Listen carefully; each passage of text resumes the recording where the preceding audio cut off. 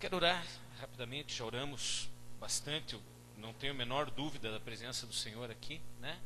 Mas eu quero orar com você mais uma vez. Pai querido santo, agora é a hora do Senhor falar, Pai. Eu simplesmente empresto aqui a minha voz, a minha vida, porque eu creio, Senhor, que se o Senhor usou uma jumenta, o Senhor pode usar a mim também. Obrigado, Senhor, pela oportunidade de estarmos aqui para te celebrar, Senhor, em nosso meio, para te dizer que és Deus, és único, és Rei, és soberano, e é o Teu Espírito, Senhor, quem nos conduz em cada palavra, em cada passo, em cada gesto, cada atitude, e por isso, Pai, nos ajuda, nos auxilia, Senhor, a Te honrar com as nossas vidas, Pai. Como disse o pastor Wagner na oração, nós precisamos do Teu perdão, da Tua misericórdia, porque o erro é uma constante na nossa natureza. Mas é na Tua misericórdia, Pai, na renovação dela diária, é que nós encontramos a esperança, Senhor, da vida eterna, porque do contrário seríamos consumidos. Obrigado por ser nosso Deus. Fala conosco agora, Pai. Nós pedimos, oramos e agradecemos, Senhor, em nome de Jesus. Amém? Glória a Deus. Eu vou pedir que você abra a tua Bíblia aí em Eclesiastes, livro de Eclesiastes, livro do pregador, capítulo 8.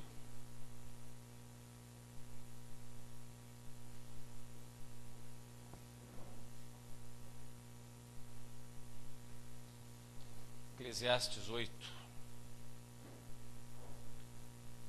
Esse capítulo, particularmente para mim, ele tem um valor muito especial, porque uma das vezes em que Deus falou comigo audivelmente, Ele falou através desse versículo. Eu passava possivelmente pelo pior período da minha vida, e obrigado, Bruno. E enquanto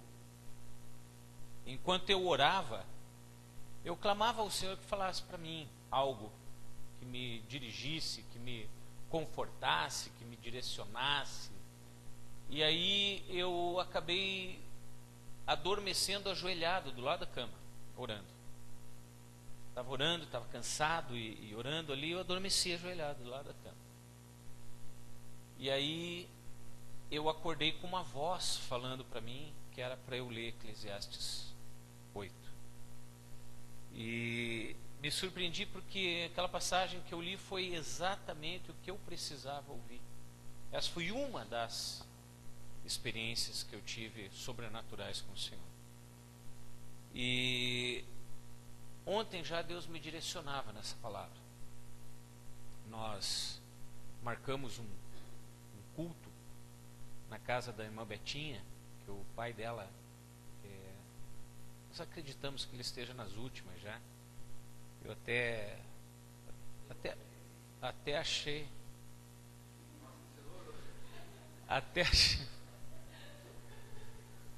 Irmãos, me façam lembrar também da gente arrumar um inseguranças aí.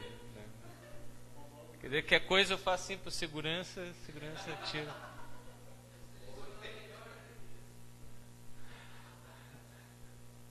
Se o Diogo tivesse as duas pernas, eu ia chamar ele, que ele é grandão, mas não adianta. Tchunai sacana, a gente quer, passa uma rasteira, derruba o piá. Amém, voltem para mim aqui. E ele está bem mal. Nós acreditamos que realmente ele esteja nas últimas. Eu até ontem, pela situação que ele estava, eu cheguei a achar que ele não ia passar dessa noite. E Deus está tratando aquele homem, assim, no espírito. Deus está tratando. Aqueles que estiveram conosco lá, os pastores, a Lu, presenciaram, né, a situação daquele homem. E inclusive quando nós chegamos ali, antes de começarmos a orar, ele estava demonstrando assim um desespero. Era algo assim visível, a angústia que aquele homem estava assim, ele, como se ele tivesse alucinado, ele socava o ar, ele balbuciava, ele estremecia assim, como eu tive a impressão assim que ele estava, os olhos espirituais dele estavam vislumbrando o inferno, falando direta e claramente assim, os olhos dele estavam vislumbrando o inferno. Ele teve muitos pecados, muitas coisas, apesar de ser um homem que tenha sido criado num lar evangélico, filho de missionários, de pessoas que foram, que receberam e hospedaram os primeiros missionários da Igreja Batista no Brasil. E esse homem tem um histórico assim de auxílio a missões, a obras e construir igrejas.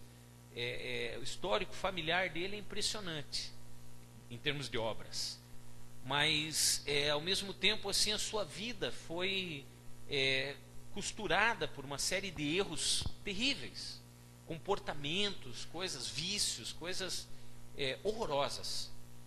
E ali o Espírito me levou a ajoelhar do lado dele e começar a clamar pela misericórdia do Senhor e pelo perdão dos pecados.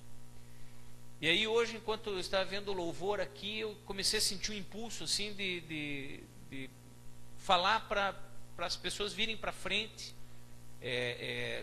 sabe, ter um movimento, um ato profético de virem até o altar. E daí o Wesley chamou, daí a pastora Leide, quando pegou o microfone, falou que ela já tinha sentido aquilo. E aí a oração do pastor Wagner pedindo perdão, né? Eu entendo assim, irmãos, que o mover do Espírito é algo que não se bloqueia, não se barra. E ontem eu senti essa coisa do perdão, de pedir a misericórdia. E aí eu coloquei a mão nele, comecei a orar e a chorar. A pastora Simone estava ali, ela começou a chorar copiosamente também, e sentia algo no espírito, assim, que o racional dela, né, como ela confessou, ela não entendia o porquê que ela estava ali naquela angústia, assim. E nós entendemos que nós caminhamos paralelamente com o mundo espiritual. E nós caminhamos numa linha, numa faixa de tempo chamada Cronos, de onde vem a cronologia, a sequência de tempo. Mas o mundo espiritual, ele existe numa faixa de tempo chamada Kairos.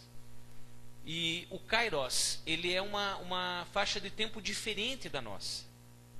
Por isso que para Deus não existe passado ou presente. Deus, ele conhece o fim desde o princípio, por causa dessa faixa de tempo diferente. E às vezes a gente pensa assim, poxa, a pessoa que morreu há 2000 anos atrás, ela está no inferno há 2000 anos, né? E de repente uma pessoa que morreu ali 2 dias antes de Jesus voltar e foi mal, ela ficou no inferno só 2 dias. Poxa, parece injusto isso. Só que é porque nós não entendemos o Kairos. Porque para Deus, Pedro fala o quê? Para Deus um dia é como 1000 anos. E 1000 anos é como um dia. Quer dizer, não tem. Então de repente aquele cara está no inferno há 2000 anos, mas no tempo Cronos passou ali 20 minutos. Entende? Porque nós não somos capazes de mensurar, de entender essas coisas nesse conceito espiritual tão elevado, porque ainda estamos muito atrelados às coisas materiais. E eu falei ali, a Juliana até testificou, a Juliana é a filha da Betinha, já esteve aqui pregando, vocês conhecem. Eu tive a impressão assim que enquanto nós orávamos ali como igreja, anos se passaram diante dos olhos daquele homem no mundo espiritual. E tanto é que ele foi acalmando daquela angústia, daquele agito que ele estava, né, Lu? Na hora que nós chegamos ali, a hora que nós saímos, ele estava dormindo pesadamente, irmãos. Foi uma coisa impressionante assim. E a Betinha falou que fazia 10 dias que ele não dormia, que ele agitava. Mesmo sedado, ele com sedação forte. Só que a sedação fazia o efeito contrário. Às vezes acontece, nós vimos isso na minha avó, nós vimos isso no meu sogro. A sedação, ela acaba agitando, a pessoa ela fica desligada no racional, mas o corpo fica elétrico. E isso estava acontecendo com ele ali. 10 dias que a Betinha não conseguia dormir. Ela mostrou um vídeo para mim da noite anterior, onde ele estava trabalhando. Ele pegava o travesseiro, jogava como se estivesse carregando, sabe, uma coisa. Ele trabalhou muito tempo com feira, essas coisas assim. Ele rasgava a coberta, uma coisa impressionante assim. E saímos de lá ontem, ele estava apagadão, assim, apagadão. E se Deus não levou, é porque ainda algo está sendo trabalhado ali no mundo espiritual. eu creio, porque nós clamamos, a própria Juliana, ela clamou nesse sentido, de que Deus perdoasse os pecados dele, sabe? E perdão de pecados é algo que está absolutamente, intimamente, intrinsecamente ligado com arrependimento. 2 Pedro 3,9: Deus não quer que ninguém se perca, mas que todos se arrependam. Então, o se arrepender, ele direciona você à salvação. Essa passagem que eu pedi para você ler comigo aí, e que eu vou ler agora, diz assim: pois há uma hora certa e também uma atitude adequada para responder a cada situação na vida.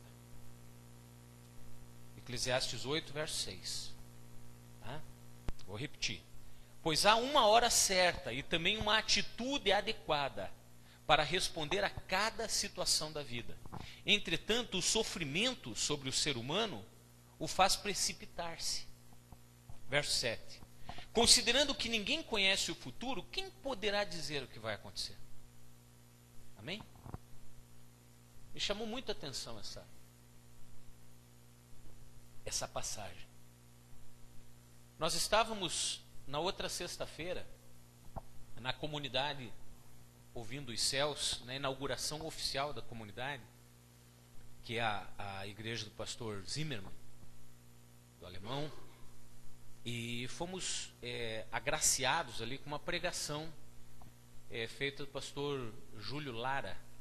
Não sei se alguém aqui conhece, mas é um homem de Deus, um homem que já esteve assim em condições assim muito especiais financeiramente, de status, que nem ele disse assim: irmãos, eu há um ano atrás, se eu quisesse pensar assim, amanhã eu vou almoçar em Nova York, passar o fim de semana lá, tal, ele tinha condições de fazer. E naquele dia ele estava pregando ali com a luz cortada na casa dele. Percebe? É um homem que vive da obra. E ele estava morando no norte do estado, e ele agora está mudando aqui para o litoral. Está vindo aqui para o litoral. Um homem extremamente simples e extremamente sério nas coisas de Deus. Um homem preocupado, um homem fugindo do ranço da igreja tradicional e movendo no profético e na essência. Porque eu vejo assim que Deus nos tem aproximado de líderes que são desvinculados do ranço da igreja antiga.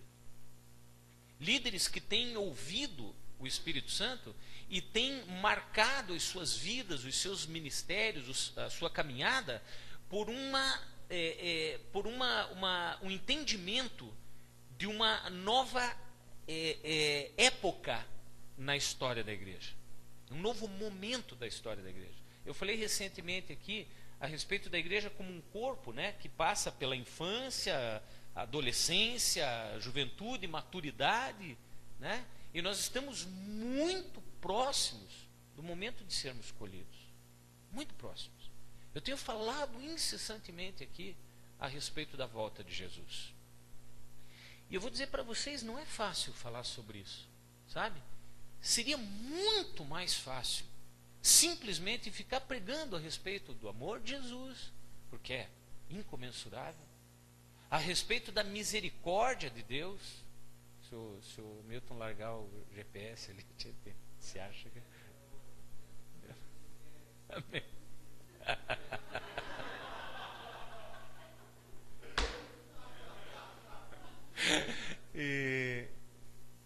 E seria realmente muito mais fácil nós vivermos aquilo que temos vivido como igreja há muitos anos.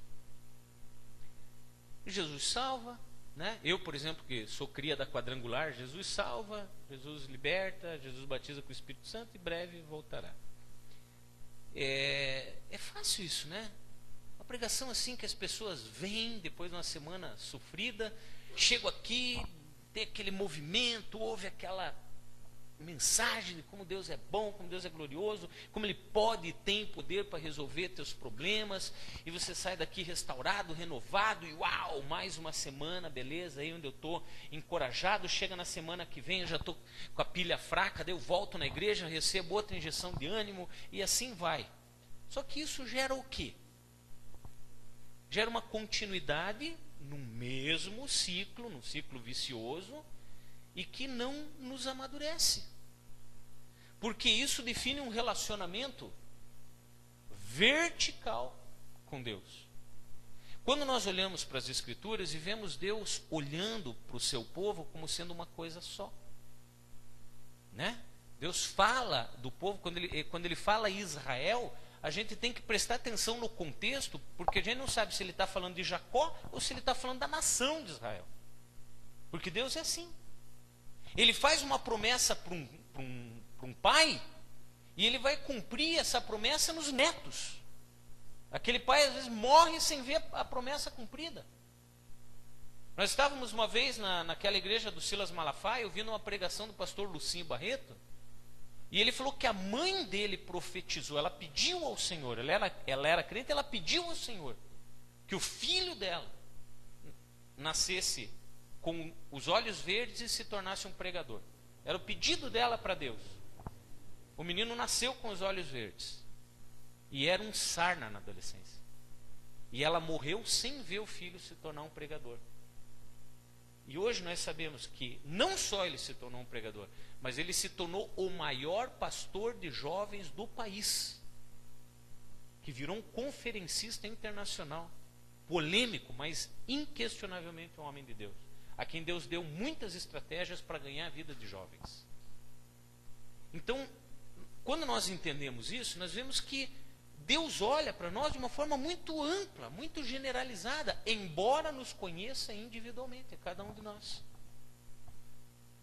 Mas, como igreja, nós estamos caminhando para um momento em que nós vamos encontrar com o noivo.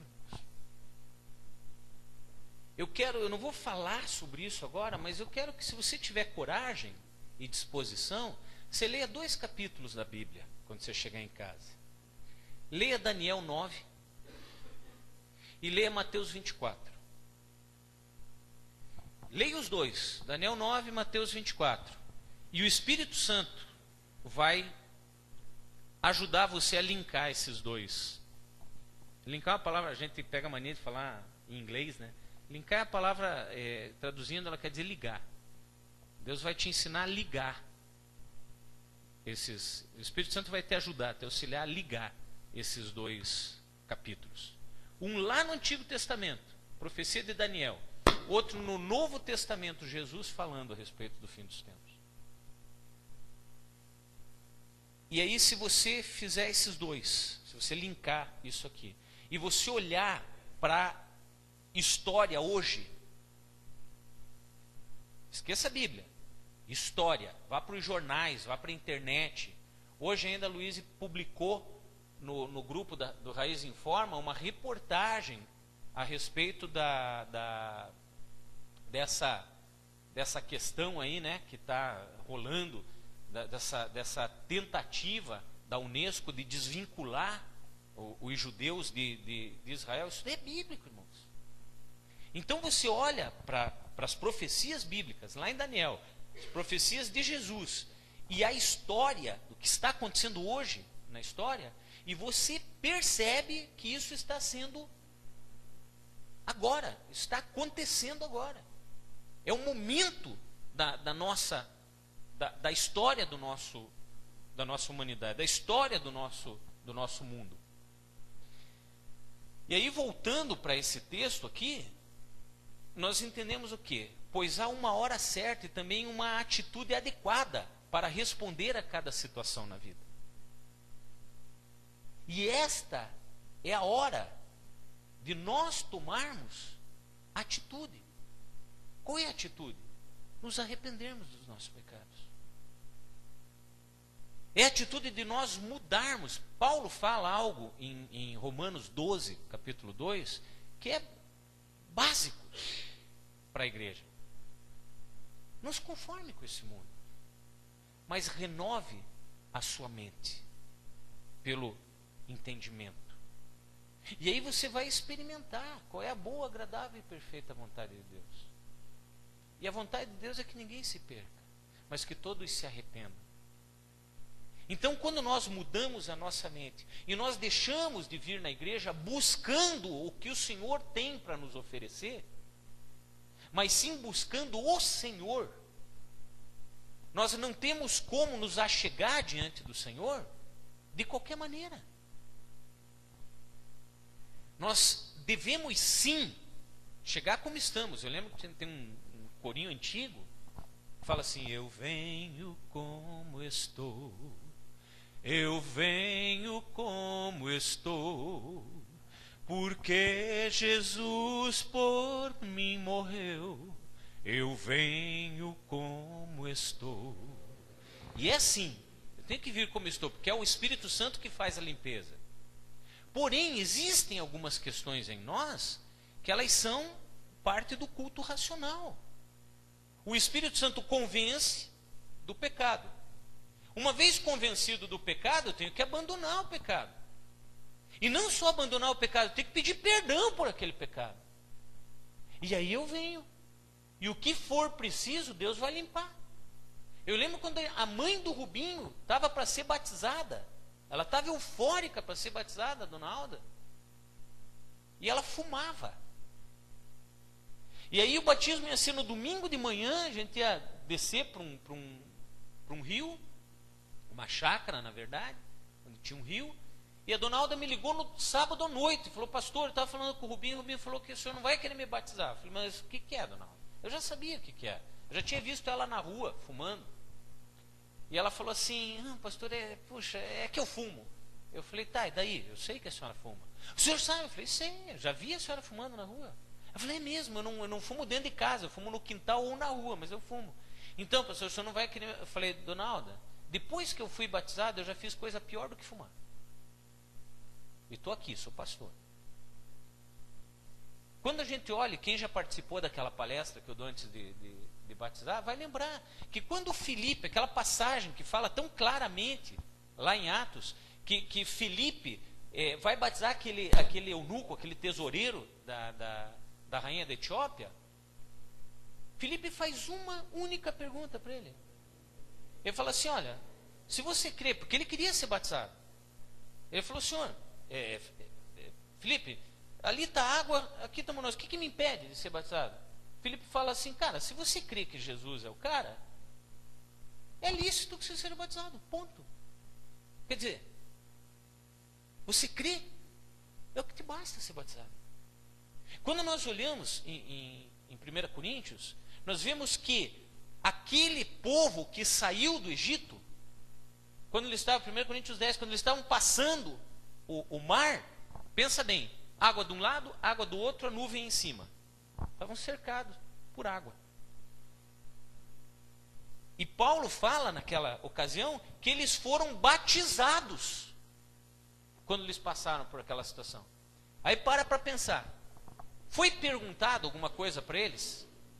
Foi avisado que eles iam ser batizados naquele momento? Não, eles foram batizados involuntariamente. Mas o que todos eles tinham em comum? Eles tinham acabado de presenciar, de testemunhar o que Deus tinha feito no Egito. Então eu tenho a absoluta convicção, a absoluta certeza, que se você fosse entrevistar um por um, todos eles iam dizer que eles criam em Deus e no poder do Senhor. O crer é o único quesito realmente imprescindível e necessário para que a pessoa seja batizada. E eu falei para Dona Alda, Dona Alda, não tem o que, a senhora crê em Jesus como Filho de Deus? Creio, claro, pastor. Eu falei: então não tem o que impeça a senhora de se batizar. Vamos lá amanhã, eu vou batizar a senhora. O que Deus quiser tirar da senhora, Ele vai tirar. A carta aos Romanos diz assim, que Deus tem misericórdia de quem Ele quiser ter misericórdia. E aquela mulher foi, nós tivemos quase segurar ela, porque não tinha nem acabado a palestra, ela já queria entrar na água, com roupa e tudo. Quem estava lá lembra, né? Foi um atropelo, assim, quase que em vez de batizar, tem que salvar a mulher de morrer afogada. E o que aconteceu? Ela saiu dali naquele dia mesmo, ela ia em casa, depois no final do dia assim, ela foi lá para o quintal, foi acender um cigarro. Ela olhava para cima assim, dava a impressão que Deus estava olhando para ela, fazendo assim. Irmãos, ela perdeu o prazer em fumar, ela perdeu o gosto, ela perdeu a vontade, ela nunca mais botou um cigarro na boca. Talvez se eu tivesse dito para ela, primeiro pare de fumar para depois vir para o batismo, ela não tivesse nem parado e nem sido batizada. Então, Deus faz a parte dele, se nós confiamos. E nós temos que estar atentos a fazermos a nossa parte. Nós precisamos ter sabedoria, a sabedoria que vem do alto, do Pai das luzes, do próprio Deus, porque aqui está escrito que há uma hora certa e também uma atitude adequada. Esse mesmo livro, no capítulo 3, fala que há tempo para todas as coisas. A maneira adequada de fazer, quer dizer, isso não nos leva a acreditar que não é de qualquer forma. Existe a hora certa e a maneira adequada. Até para você corrigir um filho, tem a hora certa e a maneira adequada. Porque se você não fizer na hora certa e na maneira adequada, você vai gerar naquele filho, ao invés da correção, da resignação, da aceitação, você vai gerar uma rebeldia. Você vai gerar uma ira, você vai gerar uma raiva, o filho vai ficar nervoso, vai ficar se sentir envergonhado, se sentir exposto e vai se contrapor à tua correção. Então, tudo tem a hora e a maneira de fazer. E o que me chama a atenção bastante aqui, quando ele fala assim, entretanto, o sofrimento sobre o ser humano o faz precipitar-se. Muitas vezes, quando nós estamos sofrendo, quando nós estamos angustiados, a gente acaba pondo o carro na frente dos bois.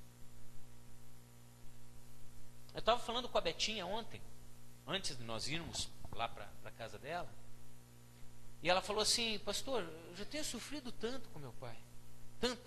A história da vida dela com relação ao pai é de sofrimento. Ela falou, hoje eu estou pedindo assim para Deus me mostrar o para quê. Você entende a diferença entre o para quê das coisas e o porquê das coisas? Quando nós falamos o porquê, né? A pessoa está sofrendo. Por quê? Porque algo aconteceu. Quando você fala o porquê, você está se remetendo ao passado. Você está entendendo que aquele sofrimento, aquela situação, ela se refere à consequência de algo que já aconteceu. Então eu estou com uma cárie porque comi doce e não escovei os dentes, entendeu? É uma consequência. É o porquê eu estou assim. Eu estou gordo porque eu me alimentei mal e não ingeri mais caloria do que gastei. Então existe um porquê. Agora, quando a gente fala para quê, a gente está se remetendo ao futuro. Isso está acontecendo para que algo venha a acontecer.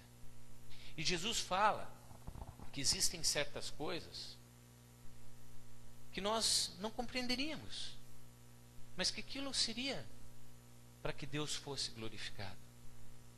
Até sofrimento. Eu vejo aquela passagem que Jesus ressuscita Lázaro, né?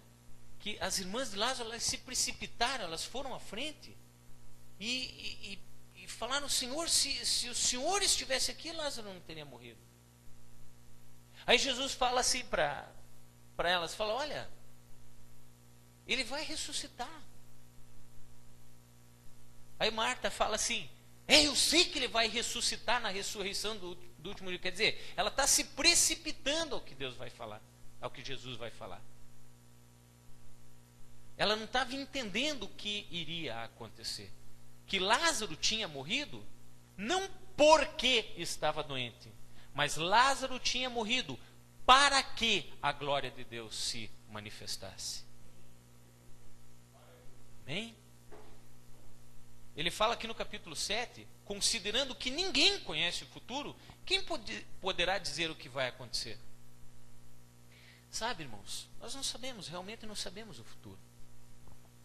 Não temos noção do que vai acontecer, a não ser que olhemos para a palavra de Deus. Deus tem sido muito misericordioso conosco. A própria 2 Pedro, capítulo 3, ele fala sobre isso, que alguns até o têm por tardio. Alguns até acham que ele já está atrasado. Mas não é que ele esteja atrasado.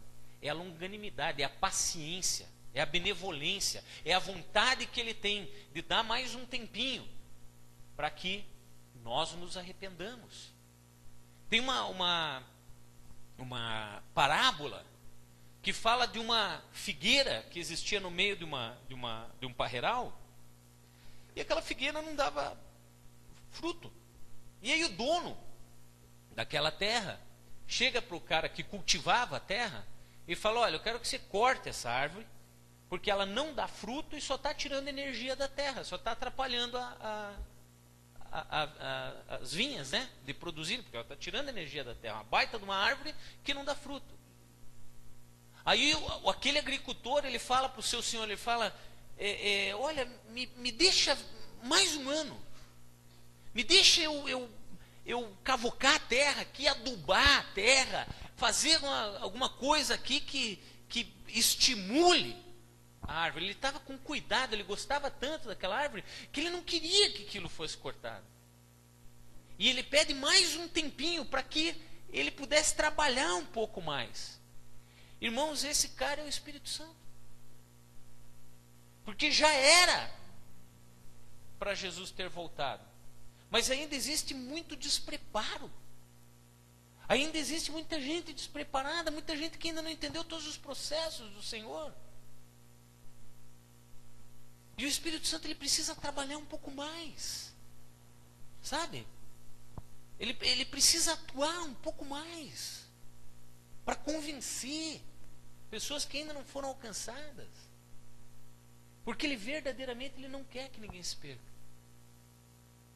E aí, voltando para aquilo que eu estava falando a respeito do pastor Júlio Lara, eu não sei quantos aqui comigo já caminham há mais tempo comigo e já me ouviram falar que eu não sei o que é, mas algo vai acontecer em 2017. Vocês lembram disso? Acho que aqueles que caminham comigo há mais tempo já me ouviram falar isso algumas vezes. Já faz, eu acredito, mais de 10 anos que Deus sinalizou para mim 2017. E marcou 2017. Algo vai acontecer em 2017. Não sei o que. Estávamos lá sentados, ouvindo a pregação do pastor Júlio Lara. E ele falou: eu vou trazer aqui para o alemão um material de estudos proféticos, embasados em Daniel, que mostram, provam que em 2017 vai começar a perseguição. Irmãos, aquilo ali ficou... Eu olhei para a Leide, olhei para o alemão levantou, porque eu já conversei com ele, né? A gente, toda semana a gente se reúne. Eu olhei para ele, ele estava olhando para baixo assim, ele olhou para mim assim na hora, a gente estava sentado assim, ele estava de frente para cá, assim, eu estava de frente para lá, ele me olhou, eu olhei para ele, ele, sabe, na hora assim, sorriu, tipo, pô, olha, 2017. E aí eu quero dizer para você 2 sonhos que eu tive. Um na noite de quinta para sexta, antes de eu ouvir essa pregação. Eu sonhava que eu estava na minha casa estava em ruínas. Minha casa estava, assim, o forro já tinha sido destruído, estavam as vigas expostas, a casa estava toda assim sem tinta, como se tivesse pegado fogo, assim, sabe? Tudo em ruína, tudo, as coisas emboladas, assim, a casa, sabe? Aquilo me angustiou, aquele sonho me angustiou. Eu falei, poxa, minha casa representa a minha vida, algo está fora do, né? Eu estou com a vida bagunçada, eu tô com, o que está acontecendo? Sabe quando você se sente desconfortável, assim? E eu tenho falado para a Leide, para as pessoas que são próximas, que há alguns meses Deus tem me tocado, tem me corrigido em algumas coisas. Eu tenho sentido assim uma mudança muito radical no meu interior. Eu ainda brinquei assim, não tô profetizando nada. eu ainda brinquei assim, eu não sei se Deus está preparando para me levar, porque coisas sérias estão sendo modificadas dentro de mim. Sabe aquela coisa assim, pô, de repente Deus está me preparando para me levar, porque Ele está me corrigindo, Ele está me chamando a atenção, Ele está mudando algumas coisas muito fortes em mim, assim, na minha maneira de entender, de enxergar, de comportar, até de pensar. E aí esse sonho com essa casa assim me deixou mais angustiado, assim, sabe? Eu falei, poxa, mas será que eu estou com alguma coisa errada? Mas não entendi esse sonho. Eu dificilmente eu sonho. Tenho uma dificuldade muito grande para sonhar. Quer dizer, sonho é o sonho, né? Mas eu não lembro dos meus sonhos. E aí eu tive esse sonho e Deus me deu o dom de interpretar sonhos, mas este meu sonho eu não consegui interpretar. Fiquei, só me angustiei. Na noite de sexta para sábado, quer dizer, na noite em que eu ouvi essa pregação, eu sonhei novamente que a casa estava destruída. Só que eu olhava para a casa não mais de dentro, eu olhava para a casa do outro lado da rua ali, e eu via a minha casa aqui, e a minha casa, sabe aqueles filmes de guerra assim, quando cai uma bomba assim e destrói a casa, que fica só a fachada, só a parede da frente, assim e tal. Minha casa estava nessas condições, assim, como se tivesse caído uma bomba, como se tivesse incendiado, estava só uma fachada da casa, assim, tudo destruído, tudo arrebentado. Aí o sonho mudou, e eu me via numa ladeira, uma ladeira grande, assim, equivalente como se fosse daqui, assim, até Vitor Ferreira do Amaral, lá embaixo, sabe? Umas 10 quadras, assim. E aquela ladeira, assim, bem estreitinha, parecia aquelas ruas que a gente vê, assim, eu não conheço pessoalmente, por isso que eu digo que a gente vê na televisão, assim, de Olinda, sabe? Aquelas, lá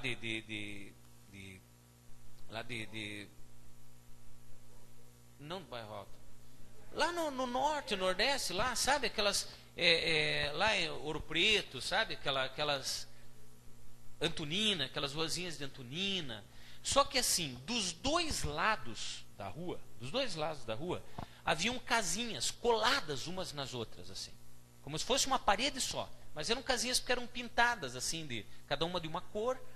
E assim, cada uma tinha uma porta, uma janela, ou uma porta e 2 janelas, mas tudo pequeno, assim, todo espaço de 4, 5 metros, assim, uma da outra.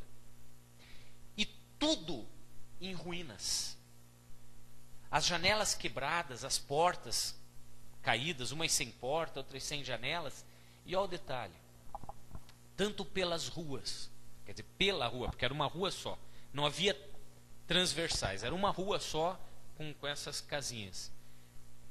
E tanto pela rua quanto dentro das casas haviam pessoas mortas e outras tantas feridas. E a pele dessas pessoas, sabe quando a pele já está escura, assim, já apodrecida de muito tempo morta, sabe? Aquela pele escura e os doentes assim gemendo, feridos. Mas aquilo era abarrotado, não tinha uma única casa onde não houvessem mortos e feridos. E eu ouvia atrás de mim um movimento que eu entendia que era de um pelotão de soldados que vinha atrás de mim para me matar. E eu ouvi uma voz que dizia assim: vocês estão sob o poder do 4º selo. Vocês estão sob o poder do 4º selo. Deixa eu até abrir aqui depois para falar para vocês. Irmãos,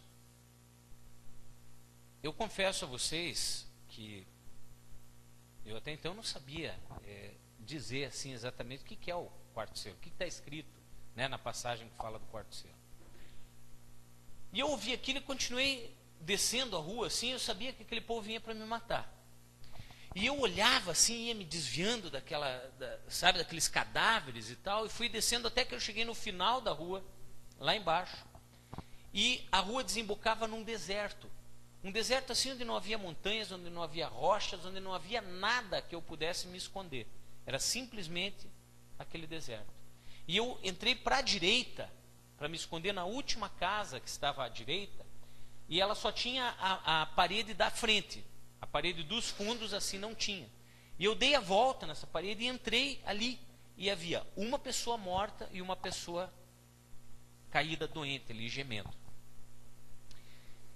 E então eu ouvi novamente: vocês estão sob o poder do quarto selo.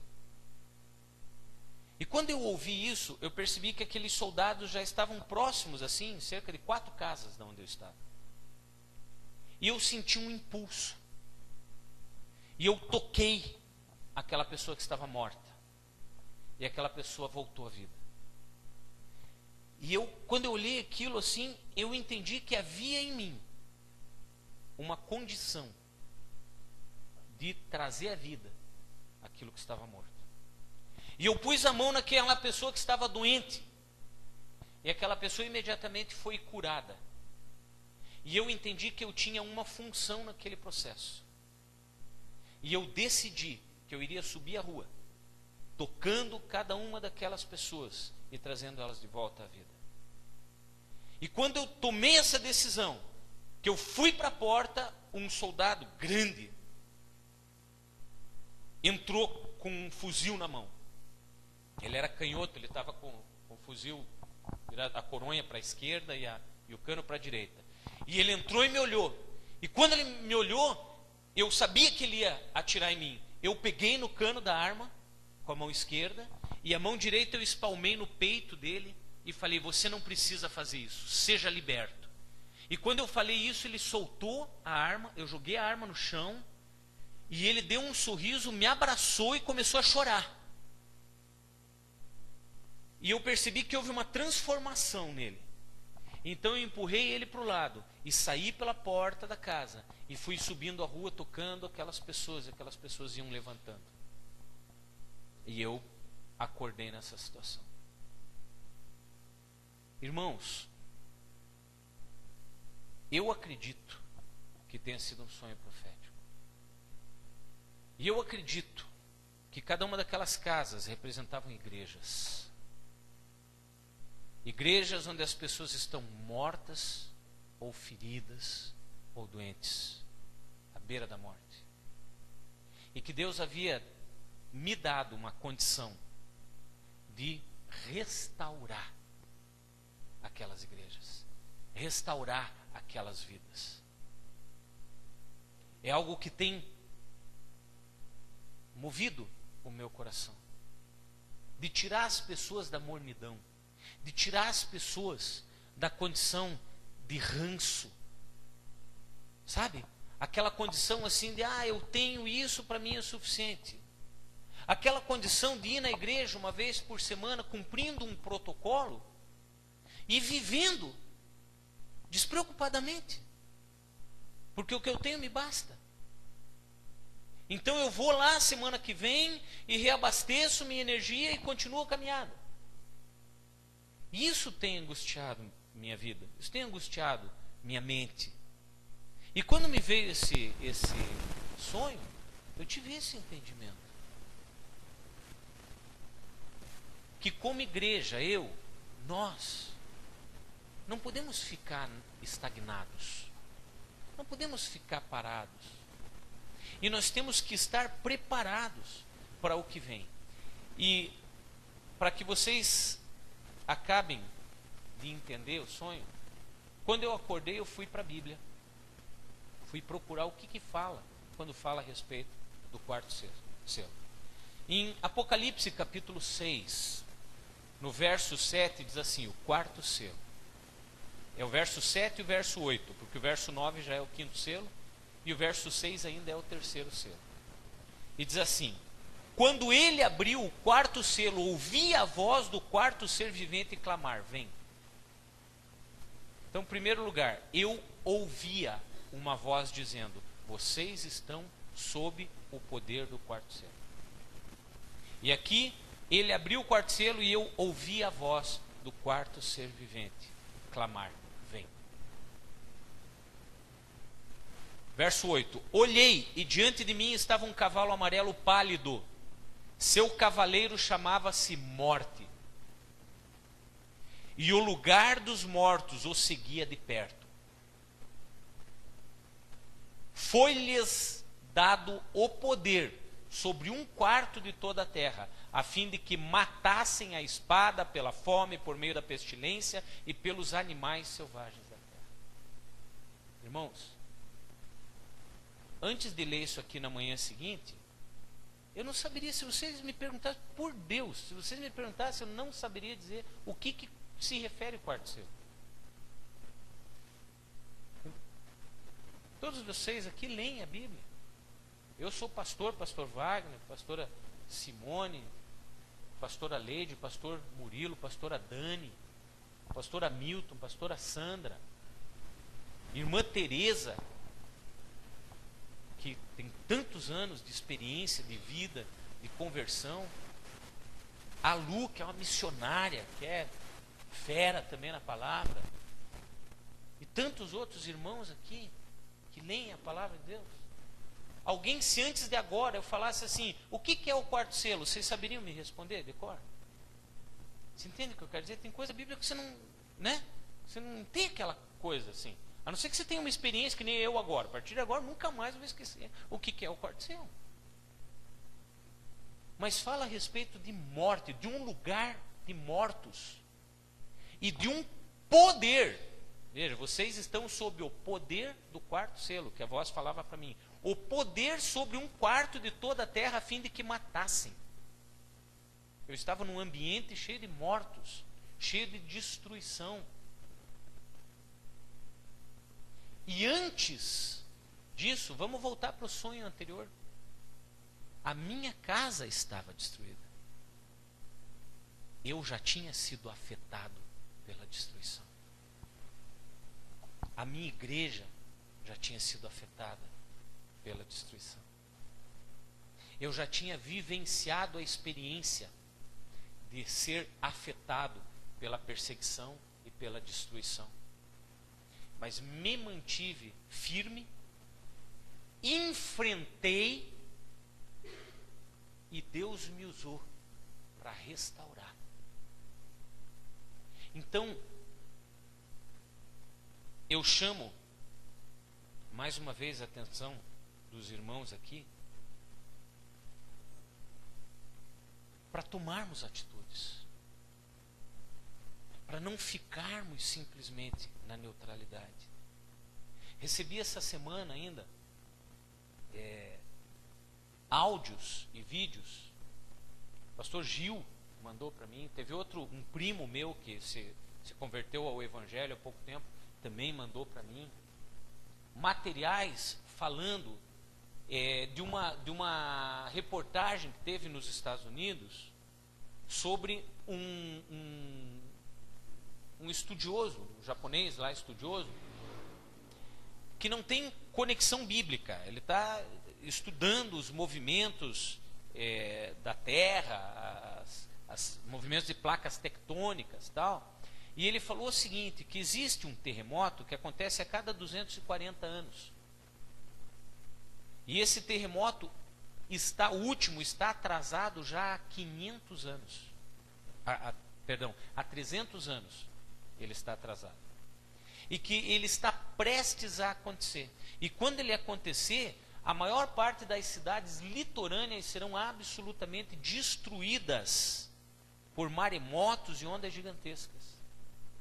E a FEMA, que é aquela organização americana, já está tratando, preparando equipamentos, coisas, porque eles têm uma previsão de... São quantos? Se lembra de quantos mil mortos? Que é cerca assim não é nem mil, acho que até milhões de mortos assim nessas cidades.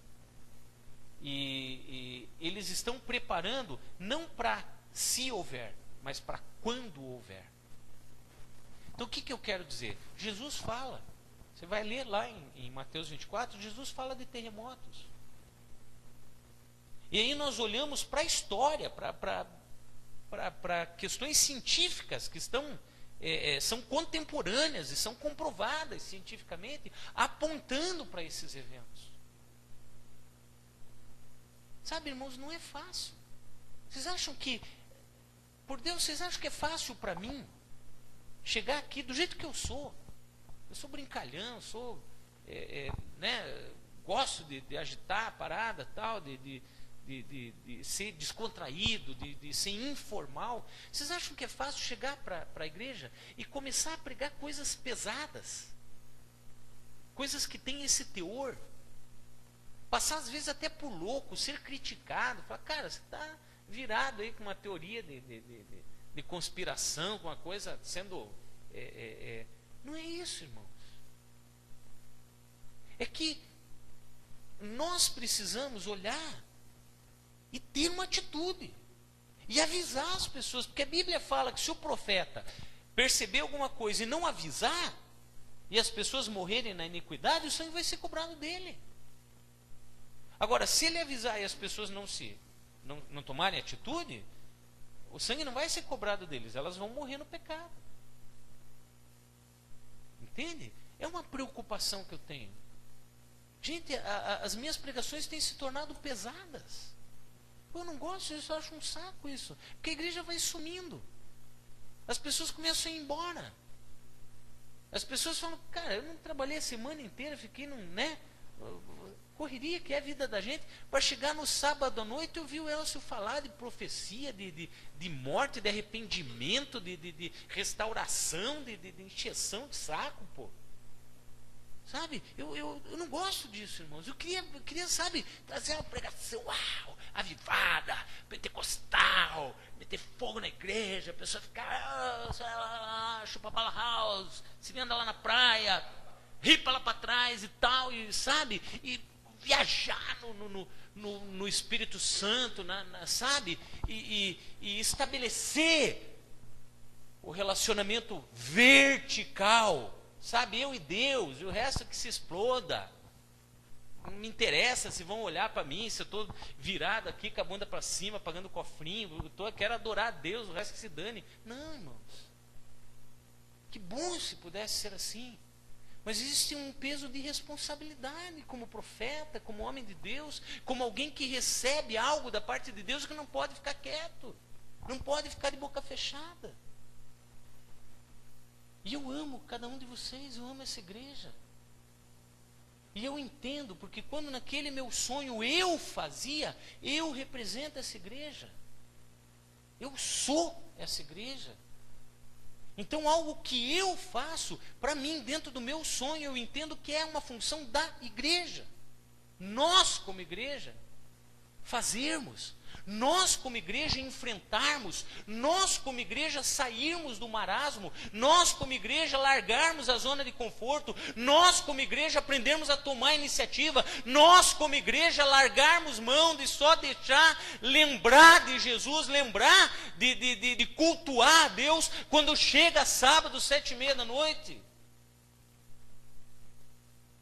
E não calarmos as nossas vozes, não ficarmos mais impassíveis, mas pregarmos o Evangelho a tempo e a fora de tempo, conveniente e inconvenientemente. Porque não dá mais tempo, irmãos. Eu gosto de filmes, eu gosto de séries, eu estou sempre pondo lá, visitando os sites que tem aí e deixando lá o computador para baixar. Eu vou dizer para vocês, meu computador está enchendo de filme que eu não estou conseguindo assistir.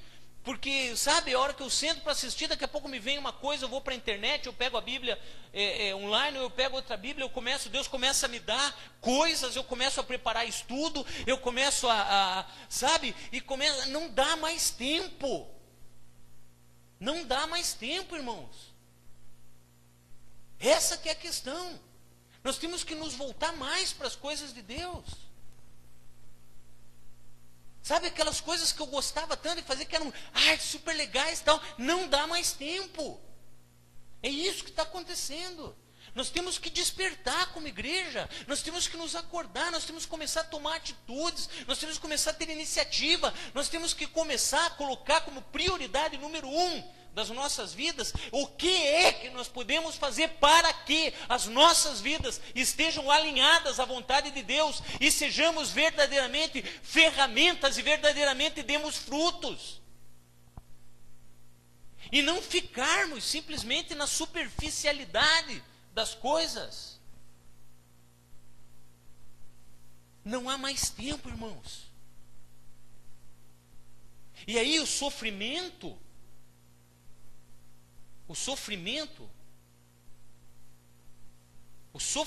sobre o ser humano o faz precipitar-se. Às vezes a dificuldade financeira, às vezes o drama de problemas conjugais, ou no relacionamento com os filhos, nos desestabilizam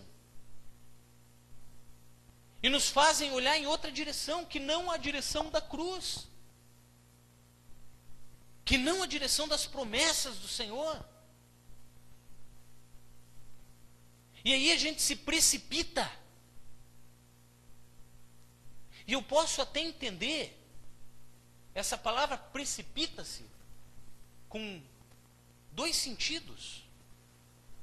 No sentido de nos antecipamos tentando fazer coisas que não nos competem.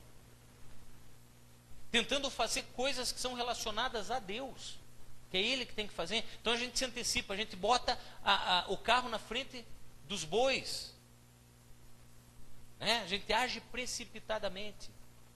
Mas eu posso também entender o precipita-se no sentido de queda. Porque às vezes a gente se precipita, a gente despenca, a gente cai. E um abismo chama outro abismo. Uma queda gera outra queda. Uma atitude pecaminosa gera outra atitude pecaminosa. Porque quando você está em santidade, quando você está na luz, qualquer coisa relacionada ao pecado, você olha assim e fala, não, isso aqui não é para mim. Não, isso aqui não é. Agora, quando você entra no pecado, quando você cede ao pecado, o que acontece? Você fala, já foi, né? Já estou. E aí que Jesus fala, quem está sujo, suje-se ainda. Porque é essa a tendência. Se eu estou com uma calça limpa, que eu acabei de colocar do guarda-roupa, eu vou preservar a calça. Agora, se é uma calça que fui ali na chuva, já espirrou lama, já não sei o que, a hora que eu vejo, estou sentado no chão aqui, não estou nem aí, porque a coisa já está suja. A roupa já está suja. Aí você já usa de qualquer jeito. Mas a palavra é muito forte no que diz respeito a quem está sujo, suje-se ainda, quem está limpo, limpe-se ainda, quem está de pé, cuide para não cair.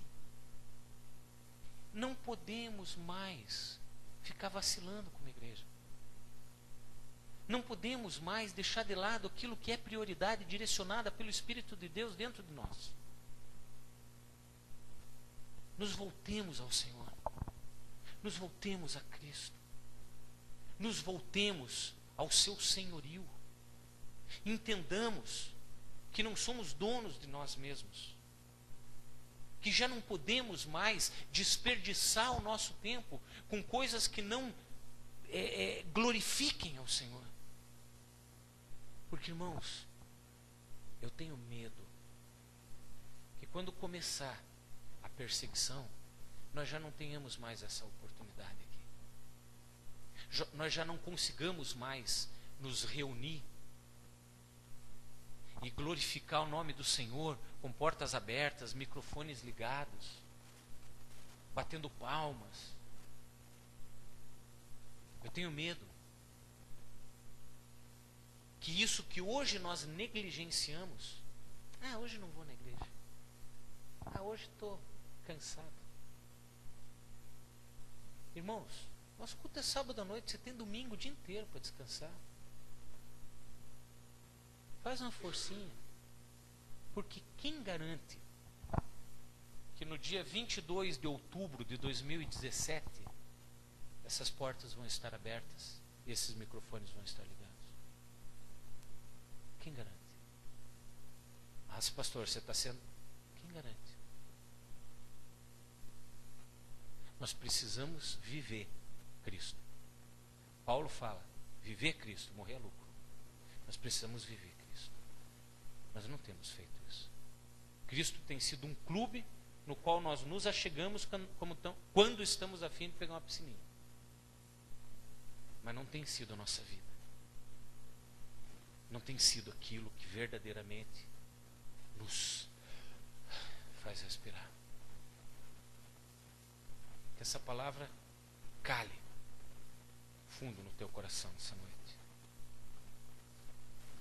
Não quero que você saia daqui pensando assim, que palavra pesada, o Elcio está ficando cada vez mais chato, cada vez mais um saco ir para a igreja, cada vez tem que mudar de igreja, ir para uma outra igreja que fique mais legal, que o pastor dê uma palavra de ânimo para a gente.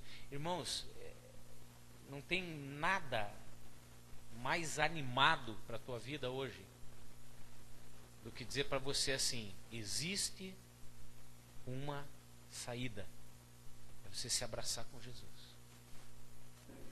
Porque o que vem pela frente está escrito. E é inevitável, é inexorável. Mas para nós é diferente. Joel diz, grande e terrível dia do Senhor. Pedro diz, citando a mesma passagem, grande e glorioso dia do Senhor. Por quê?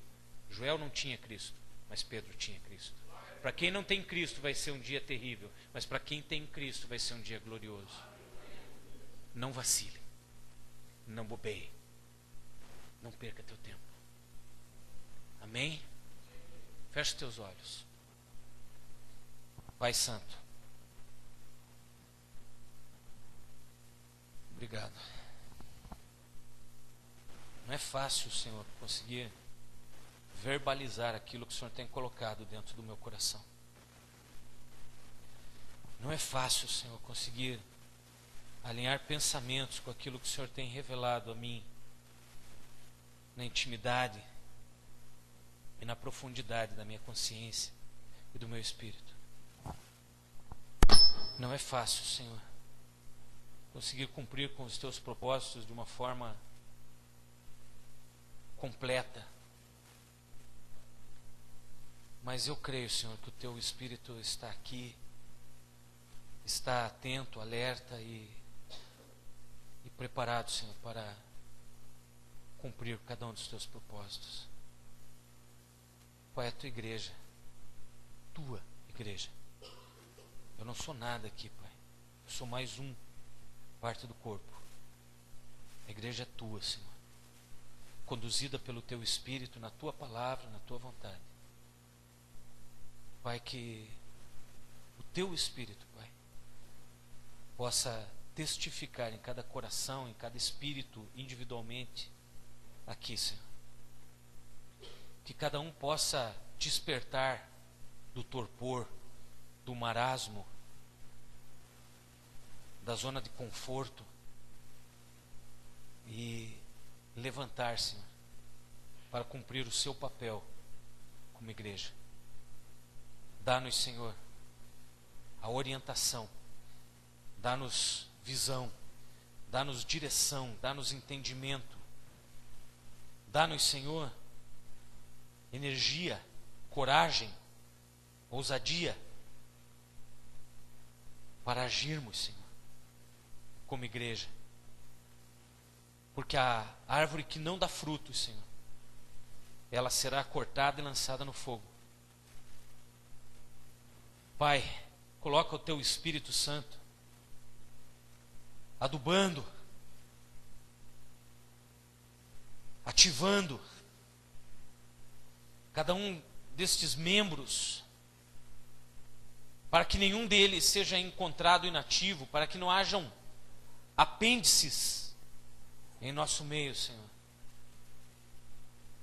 Porque o apêndice, Senhor, nós tivemos 2 experiências bem recentes, Pai, na vida do Luiz e na vida do Diogo. Apêndices, eles podem, Pai, ser extirpados do corpo. Porque quando eles inflamam, eles podem levar todo o corpo ao sofrimento e talvez até à morte. Mas quando eles são extirpados, eles não fazem falta nenhuma. Que não hajam apêndices nesse corpo, Senhor. Que cada um de nós possa exercer as suas funções com excelência.